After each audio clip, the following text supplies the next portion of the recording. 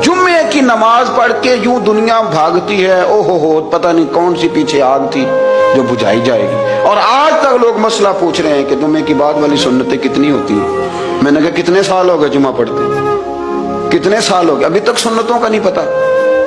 अभी तक ने इल्म के पहले कितनी रखते हैं और बाद में कितनी रखते हैं। फजर की सुन्नतें कब पढ़नी चाहिए, सुनो फजर की सुन्नतों के बारे में। मेरे रसूल करीम सैयद आलम सल्लल्लाहु ताला अलैहि वसल्लम से एक सहाबी ने पूछा था, हुजूर मेरी फजर की सुन्नतें रह गईं या रह जाती हैं तो हुक्म क्या है, क्या अंदाज है हुजूर का।